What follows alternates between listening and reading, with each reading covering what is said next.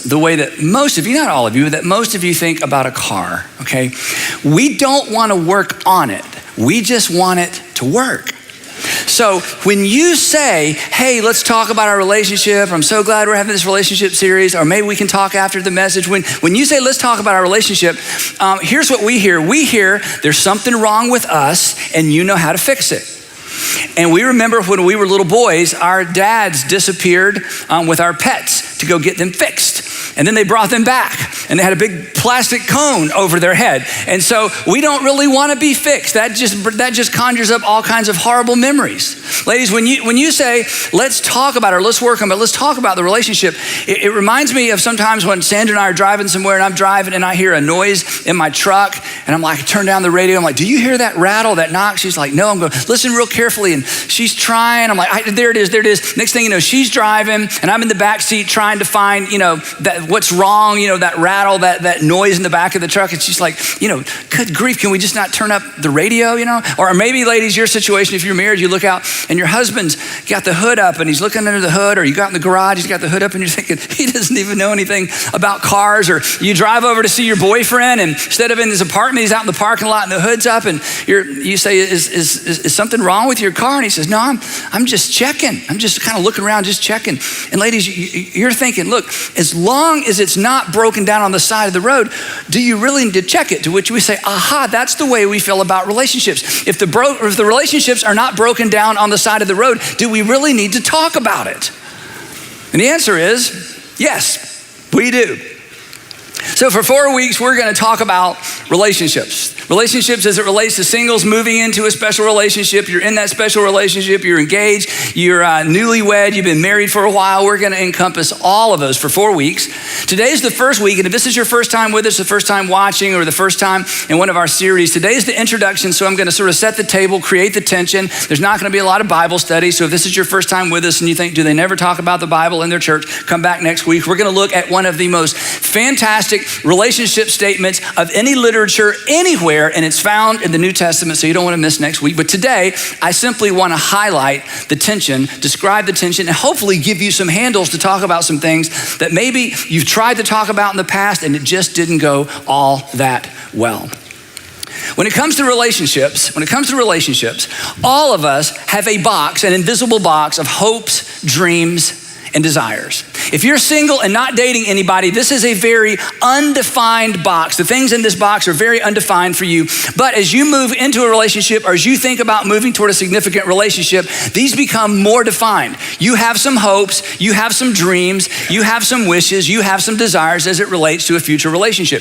If you're engaged, hopefully you've already talked about what is in your box, and you've heard from your fiance what's in their box. If you're married, you should definitely know what's in your spouse's box. And some of you do, and some of you don't, which is part of the problem. But we all have hopes, dreams, and desires. When we think about the future, we all have some hopes, dreams, and desires as it relates to this stuff right here. Money, we're gonna have a lot of money, or we don't need a lot of money, or, love will keep us alive.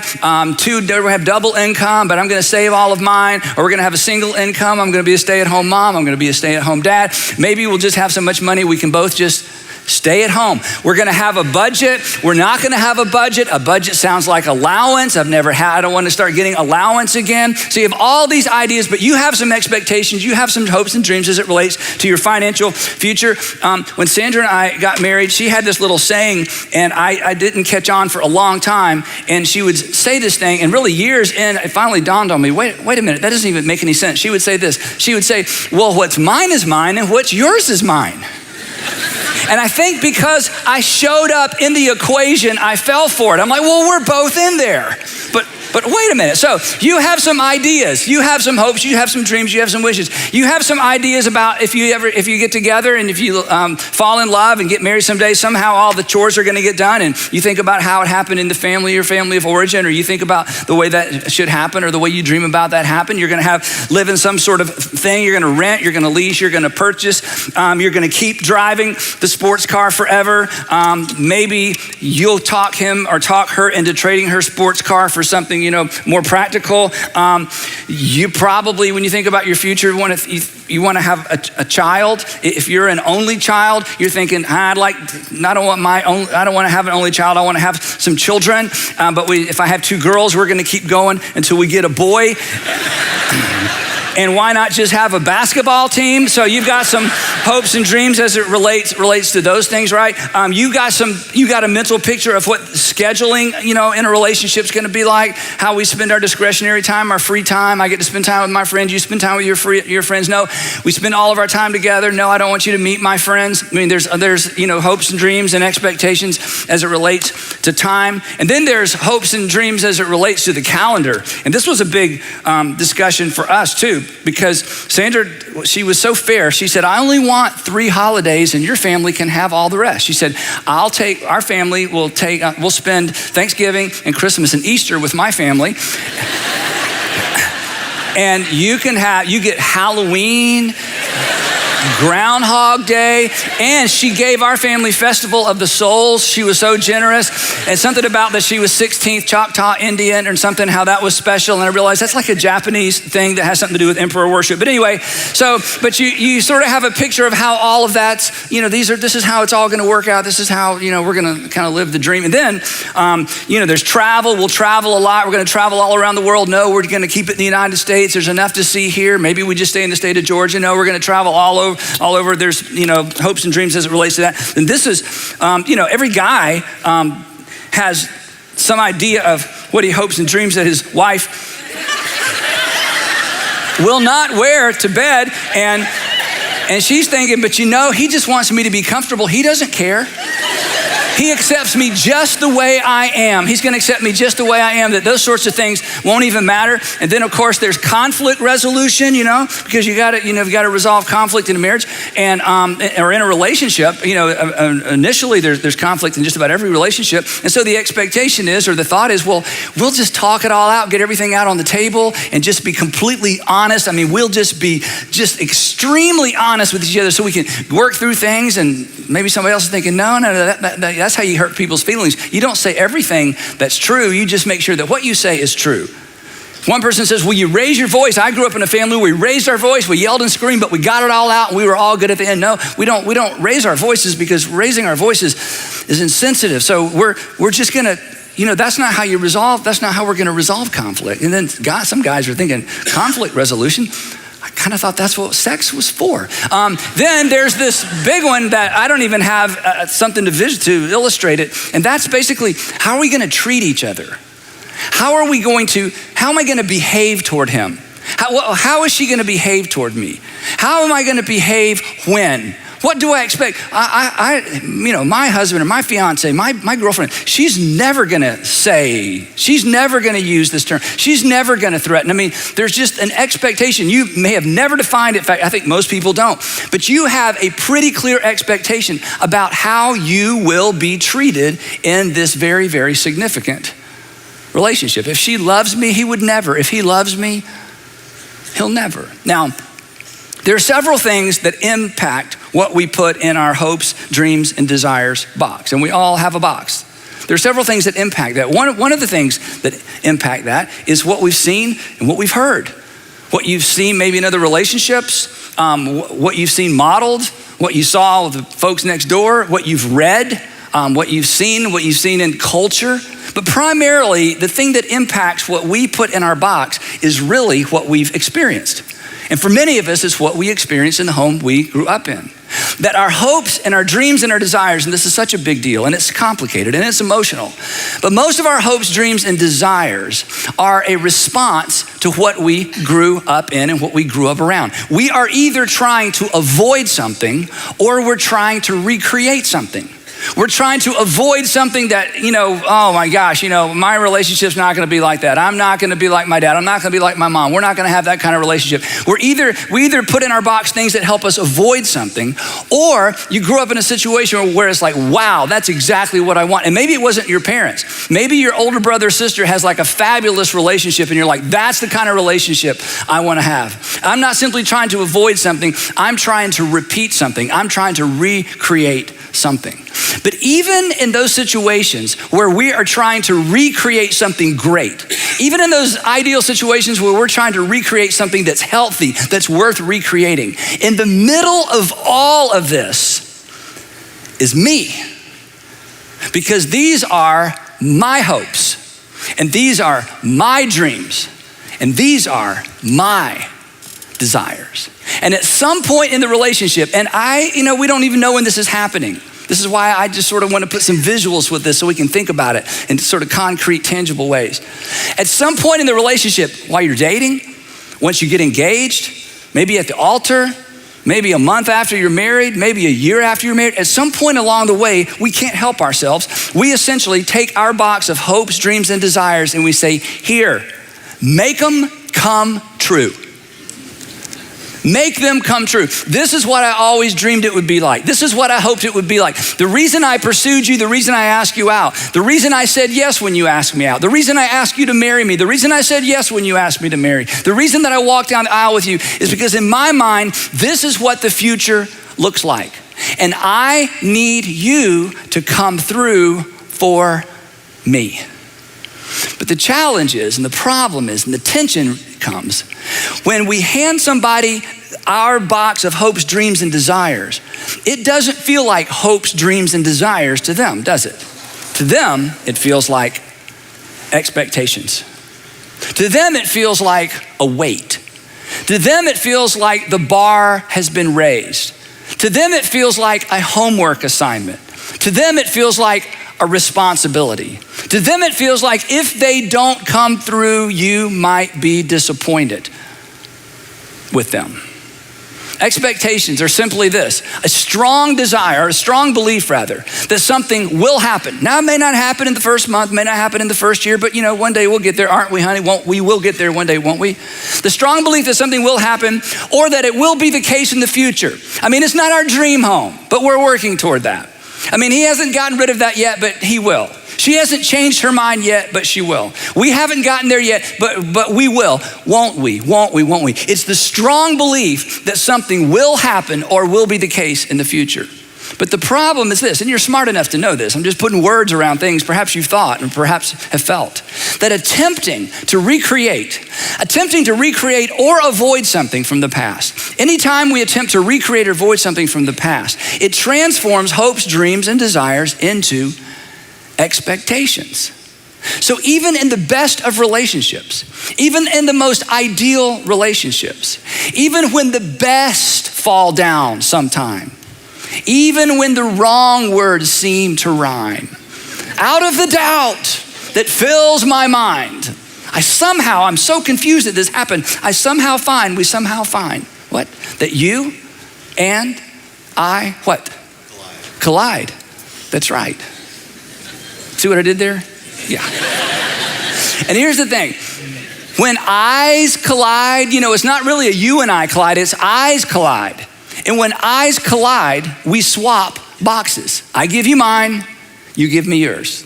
And what was intangible and ethereal and hopeful and dreamy, and I've spent years thinking about this and I've always envisioned it would be this way, suddenly it's a burden to someone. And you're handed their burden, their expectations as well. Now, when eyes collide, we do one of 5 things. And I want to talk about the first 4 today for just a few minutes. When eyes collide, we do one of 4 things. The most extreme thing is we leave. We just say, you know what? That's not what I had in mind. That's not what I bargained for. I didn't know. You didn't tell me. You weren't honest. You didn't make it clear. That's not what I signed up for. You changed the rules. You switched gears. You switched lanes. You switched horses. This is not what I signed up for. I can't carry this expectation. I can't meet this expectation. I'll never live up to what you want me to live up to. This will never be a reality for us, and I don't want to live with the pressure. I can't take the pressure, and so I'm out of here. And do you know what you do when you leave? You pick up your box of hopes, dreams, and desires, and you cart it off to the next relationship. Second thing we do if we don't leave is we win. A lot of us just want to win. In every relationship, there's generally a stronger personality, not always, but oftentimes that's the case. And in those situations, oftentimes one person powers up and they win. They leverage what I call the 4 C's to an unsatisfying and dysfunctional relationship. You know what those are? The 4 C's, I'll show them to you real quick. Here, if you want to have a terrible relationship, here is the prescription right here. You convince, you convict, you control, and you coerce. You convince, you know what we convince? We say, now look, I realize, this is how you thought it should be, but you're wrong. I realize this is how you always, dealt with conflict in your family, but let me tell you how it's gonna be. I realize you always dreamed about, I know, but see, honey, you have the wrong box. See, yours is the bad box, mine is the good box. My box is how the world works. This is the rational way to do it. This is the right way to do it. If you'll just trust me and live the life that I want you to live and become more like me, you'll be happier. Because aren't people always happier when they try to become like someone else? Of course.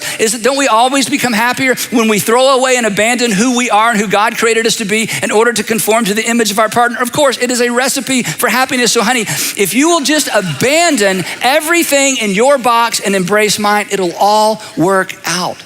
And you convince and you convict. You convict because you make them feel guilty. It's like, okay, I don't want to be critical, but that's just kind of dumb. Okay, I don't want to be critical, but did that work out for your parents? No, so we're not going to do it that way. I don't want to, judge you or judge your family, but they're a wreck. So no, we're not going to do it that way. And we control and we coerce. And at the end of the day, here's the interesting thing: the winner is happy. The winner's happy. In fact, they're always grinning. Life is great. They're living out their dream and they've got somebody to help them live out their dream, and they can't quite figure out what's wrong with her and what's wrong with him, but he's coming along. He's doing a lot better. Just pray, because I'm happy because, we got 2 people working out of my box, right? And they ultimately and eventually conform to the image of your box, which of course, this is the correct box. This is the right way to do things.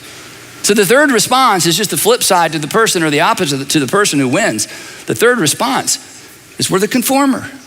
We become somebody we're not to compensate for somebody who won't love us. We become somebody we're not to compensate for someone who will not accept us as we are. We abandon who we are in order to embrace what makes another person happy, regardless of whether or not it works for us and works with us. We just basically conform. And conforming works for a while. It really works for the person who won, but it works for the person who conformed as well, because the temperature goes down in the relationship. The tension goes down in the relationship. As long as she's happy, I'll just deal with it. As long as he's happy, I'll just deal with it. It's not my dream. It's not my hope. It's not what I'd wish for. It's not what I'd expected. But you know what? If he's happy, if she's happy, I'll just deal with it. But at the end of the day, when somebody in a relationship is simply giving up who they are to become somebody that they're not, at the end of the day, they lose respect for their partner, and their partner loses respect for them. And then the fourth response is the most common response. We just compromise. In fact, I think for many people, they think this is the goal. That this is the win. This is how you stay married. You just compromise. And perhaps you saw this with your parents. Your parents weren't unhappy. They weren't real happy. They just got along. They just worked it out. Or maybe you've even said, my parents, they just kind of figured it out. Because in the compromise marriage, I'm gonna do my part and you do your part, and I'm gonna keep an eye on you to make sure you do your part, and I know you're watching me to make sure I do my part. When in a compromise marriage, there's scorekeeping. Everybody's keeping score. Everybody's keeping record. It's a bit contractual. We agree. This year was my year with my family. Next year's your year with your. Don't even bring up next year, because we've already decided. I don't care what's happening. I know your father's sick. That's tough. But it's my. We're gonna be with my family no matter what, because we already decided. We've already worked this out.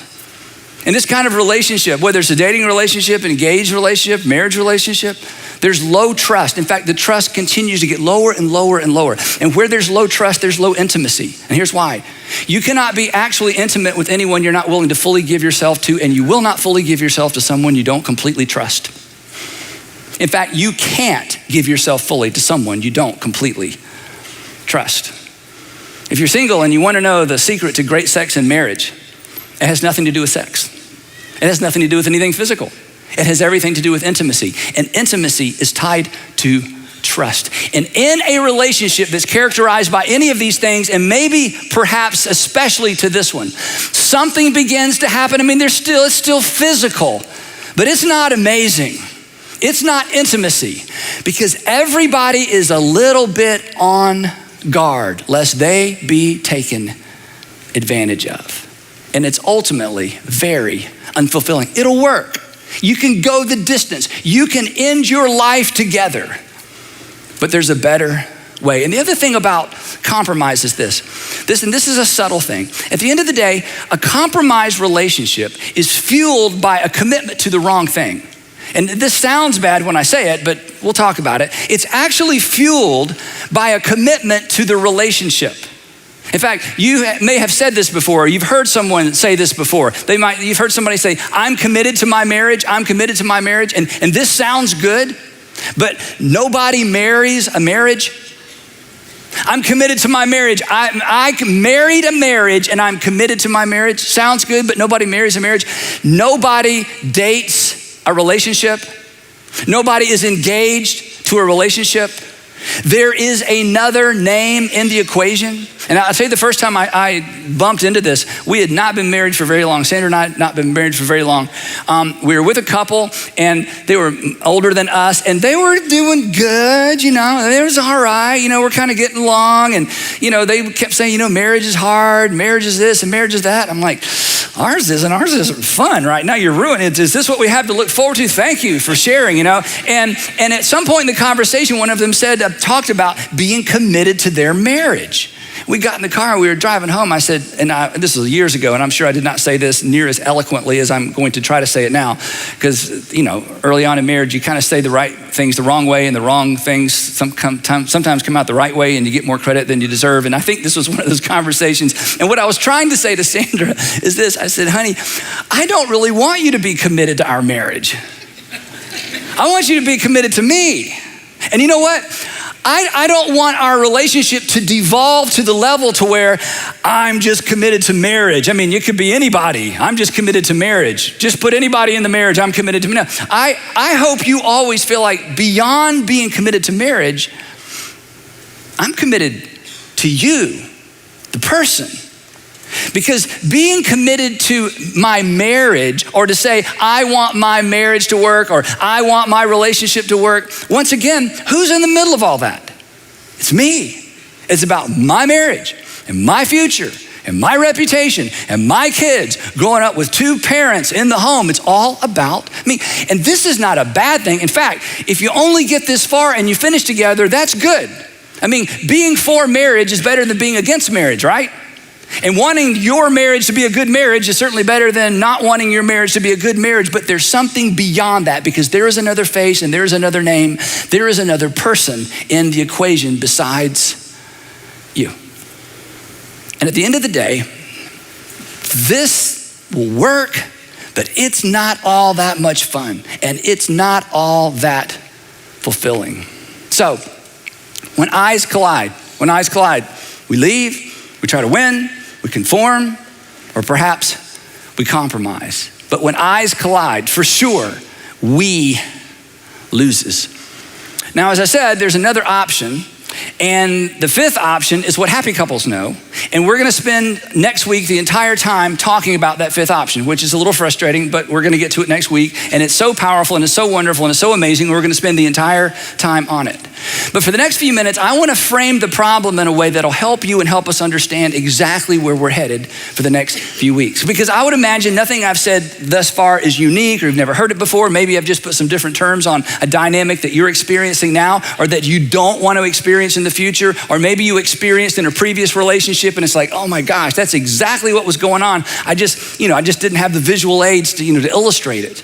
So let me frame this one more time in a little bit different way, and we'll wrap this up. Expectations create in any relationship, expectations create a debtor relationship. In other words, whenever I put all my hopes, wishes, and dreams on you and expect you to do something for them, in that moment, I live under the assumption that now you owe me. See, you now, I've committed my life to you, you've committed your life to me, or we're moving toward committing our lives to each other, which means these are my hopes, dreams, and desires. And now that I'm handing them to you, this is what you owe me. You are in debt to me. You owe me attention. You owe me to fully resolve the conflict. You owe it to me to make sure that I enjoy how we do the calendar and the money and the travel and everything else. You owe me affection. You owe me to pay the bills. You owe me to provide for me. You owe me to make sure the house is clean. You owe me to stay fit, to stay in shape. You owe me patience. You owe it to me to play with the kids, the allotted amount of time. You owe kids to me. You owe me clean socks. You owe me, and I owe you. And even though both of us are in debt to each other, it creates a debt-debtor relationship, which is not what God ultimately had in mind when he put the first man and the first woman together. See, it boils down to this. That's what you're supposed to do. I mean, that's what a man does. I mean, that's what my father did. That's what a woman's supposed to do. That's what my mom did. That's what men are supposed to do. That's what wives are supposed to do. This is what you're supposed to do. Now, here's a question for you, and I know you know the answer. How much gratitude, because this is a big part of the equation, this is a big part of the tension. How much gratitude do you express to people who pay you what they owe you? How much gratitude do you express to people who do what they're supposed to do? Who give what they're supposed to give? Who simply provide the service they're supposed to provide? I mean, how much gratitude do you express to the person that sort of meets the minimum requirement, or at least does what you contractually decided they're gonna do? How much gratitude do you express to that person? The answer is minimal. Minimal. We rarely express gratitude for what we've come to expect. Now, here's the tricky part about being with the same person for many, many, many years. In every relationship, in every marriage, you get into a routine, which is fine. You have to have routines. In every relationship, there are roles, not assigned roles because there's some rules that say men always and women always, not that kind of role. But in the context of your particular relationship, there will be certain responsibilities and certain roles that will be fulfilled by each person in the relationship. That's just the way the world works. That's a good thing.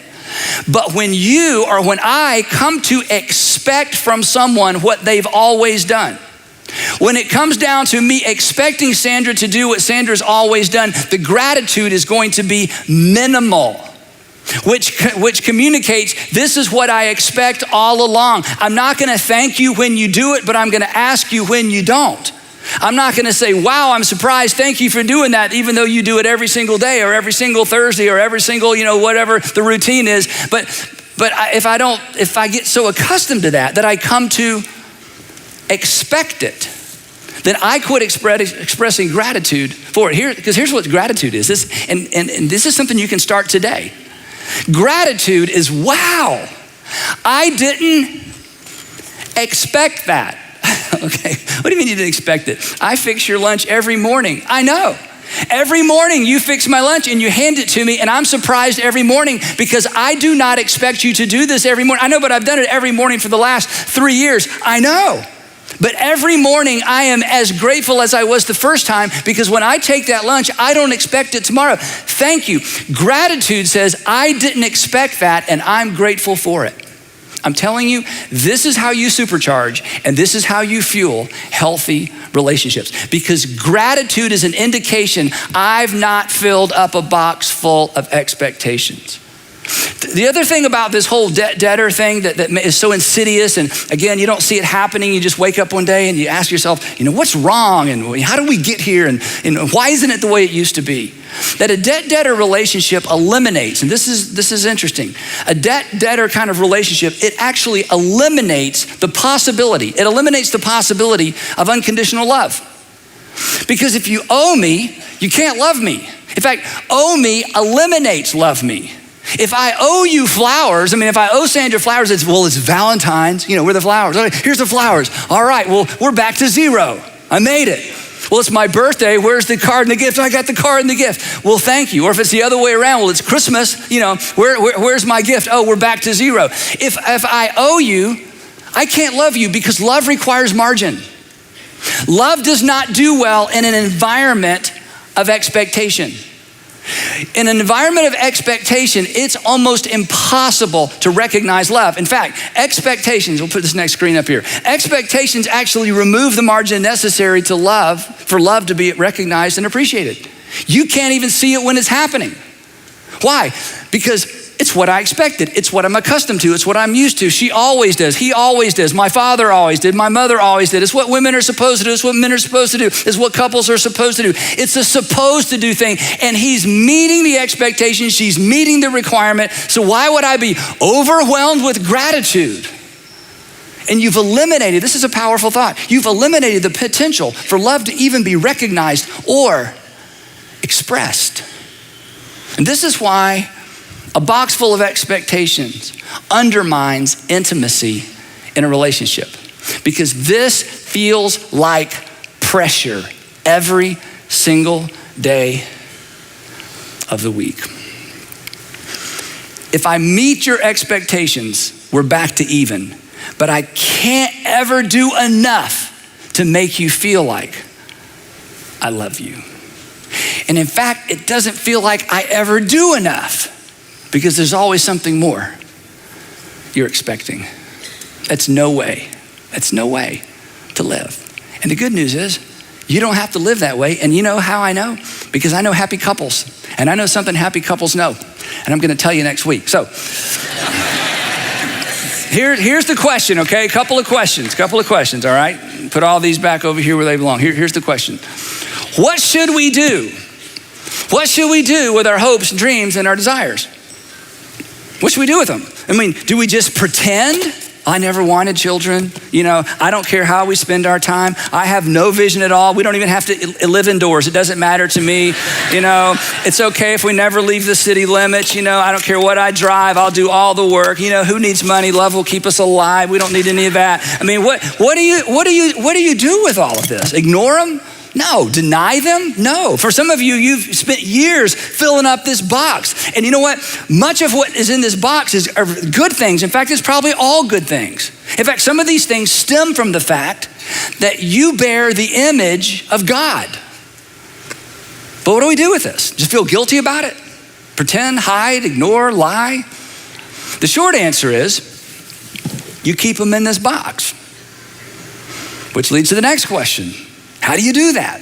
How do I keep this stuff here and not put it over there and hand it to the person that I want to spend the rest of my life with? How do I keep these things in the box?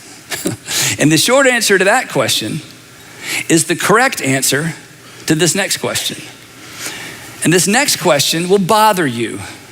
And it'll bother you because you know the answer to this question. This is something that happy people know. This is not intuitive. This may make you run for the hills. But this is a game-changing idea, and I certainly didn't originate it. The best way to keep hopes, dreams, and desires in the hopes, dreams, and desires box and out of the expectation box is to ask this question. What do they owe you? What do they owe you? What do they owe you?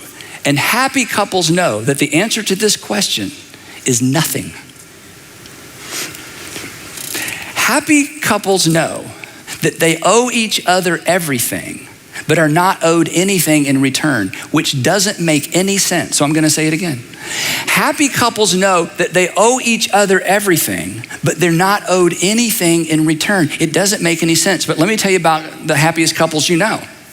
There's something about them that doesn't make any sense. It's true. They go through hard times and they're happy. It doesn't make any sense. They're not like fabulous, incredible, talented, rich people, and they're just happy, and that doesn't make any sense. And some of them have a lot of kids, and some of them weren't able to have kids, and they're happy, and it doesn't make any sense. There's something about extraordinarily happy couples that's always a mystery, and I'm telling you what part of the mystery is. They live every day under the assumption that they owe each other everything, and they don't expect anything in return. Now, Christians Christians. And I think many, many happy couples leverage a very, very Christian principle. But happy Christian couples, they take their cue from Jesus' one all-encompassing command. When Jesus was at the end of his ministry years, he got his guys together and he said, now look, when we started off together, there were 630 something Jewish commands. I reduced them down to 2. Now, right before I go, I'm going to reduce them down to 1. So John, write this down because you're only going to have to remember one thing. You ready, John? Here we go. Here's what he said. As I have loved you, you're to love one another. In the old days, it was do unto others as you would have others do unto you. Okay, those days are gone. This is better. As I have loved you, so you are to love one another. And then the Apostle Paul comes along after that and he takes Jesus' overarching single new command and he applies it to all kinds of relationships and all kinds of situations. And one of the things that he applies it to, one of the relationships he applies it to is the relationship of marriage. So next week, we're gonna look at how Paul takes Jesus' overarching command and applies it to marriage. But here's another statement the Apostle Paul made as he teased out this overarching, one marching order command that Jesus left his followers with. Here's what he wrote. I love this. He said to all Christians everywhere, he said, walk in the way of love.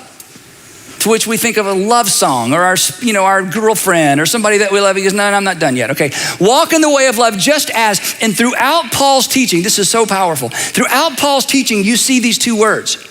Because Paul says, as a follower of Jesus, in every relationship, in every situation, we take our cue from our Savior. So I want you to walk in the way of love. What does that look like? Just as Christ loved us and gave himself up for us. And Christian men and Christian women and Christian couples take this idea and they drop it into the center of their relationship, into the center of this dynamic with all the potential tension. And when they do, marriage begins to look like a submission competition, a race to the back of the line, which sounds miserable, which is why so few try it, but those who do enjoy it. It's one of the things that happy couples know. Now, we're gonna pick it up right there next week, but I wanna give you 2 pieces of homework. They're both just thought homework. In fact, if you're with your fiance or your significant other, your husband or your wife, I would highly encourage you not to talk about the sermon today, okay? Don't talk about the sermon today because you're like, oh, can't wait. Let's take the long way home, Let's go wait in line. Listen, don't do that, okay? My questions have nothing to do with your partner or your spouse or your significant. Visions of lavender skies and galaxies unknown. The reality bends in imagination zone.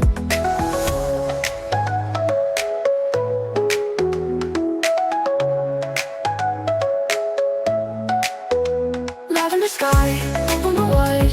Pull me into your hazy tide. Where gravity sleeps and we're free to fly. Lost in a dream beneath the lavender sky.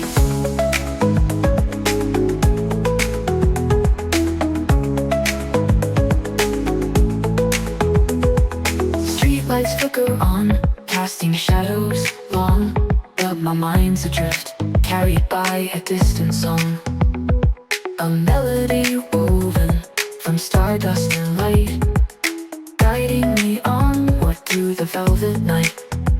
And I feel it in my soul, a sense of release, as the weight of the world finds a moment of peace. The boundaries blur between what's real and surreal, in this lavender haze where all things feel.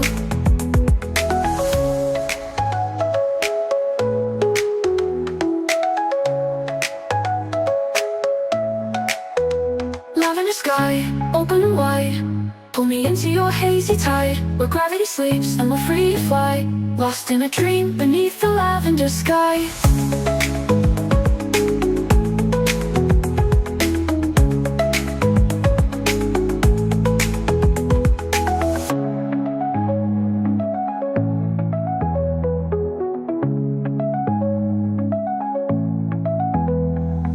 Falling colors paint the air, a kaleidoscope of sound, whispering secrets on the wind all around. No need for words, just let go and see the infinite possibilities. waiting for you and me.